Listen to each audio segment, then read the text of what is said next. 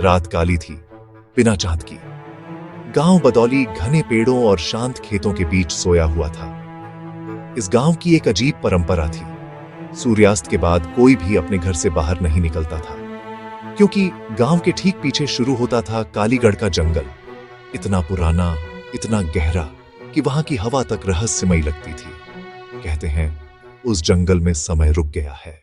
जंगल के किनारे एक पुराना तालाब था। उसकी सतह पर हरी काई की मोटी परत जमी थी और कभी-कभी उसके पानी में अजीब सी हलचल दिखाई देती थी, जैसे कोई अदृश्य हाथ लहरें बना रहा हो। तालाब के ठीक पास एक खंडहर मंदिर खड़ा था। टूटी मीनार, काली दीवारें और जंग खाई घंटियां।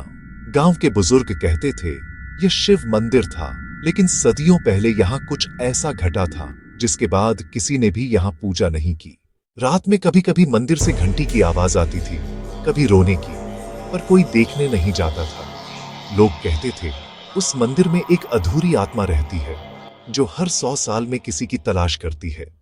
एक दिन गांव के दो बच्चे, मोहन और रवि, जो दोनों 10 साल के थे, सुबह खेलने निकले, लेकिन शाम तक घर नहीं लौटे।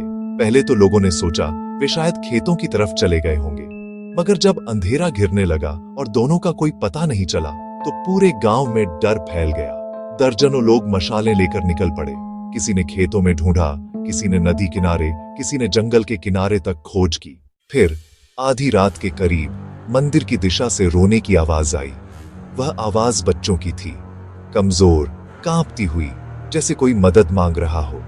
सब लोग रुक गए, किसी ने कदम नहीं बढ़ाया, बस सब एक दूसरे को देखने लगे। किसी ने धीरे से कहा, वे वहीं हैं, और सब समझ गए वे अब कभी वापस नहीं आएंगे। लेकिन गांव में एक युवक था, अर्जुन। वह दूसरों से अलग था। बचपन से ही उसने उस जंगल की कहानियां सुनी थी और हर बार उसके मन में सवाल उठता था कि अगर सब डरते हैं तो सच कोई जानता कैसे है। उसी रात मशाल हाथ में लेकर वह अकेला मंदिर की ओर बढ़ गया। हवा में अजीब सी ठंडक थी। जैसे जैसे अर्जुन तालाब के पास पहुंचा, पानी में हल्की हल्की तरंगे उठने लगी। तालाब के किनारे पुराने दीपक बिखरे थे, बुझ चुके, पर उनकी बातियां गीली थीं, जैसे किसी ने अभी अभी उन्हें जलाने की कोशिश की हो। वह धीरे धीरे आगे बढ़ा। अंदर एक टूटा हुआ शिवलिंग था और उसके पीछे दीवार में एक संकरा रास्ता। अर्जुन झुका और अंदर झांका। वहां से नीली रोशनी आ रही थी। उसने मशाल नीचे झुकाई और जैसे ही रोशनी दी, उसके दिल की धड़कन थम गई।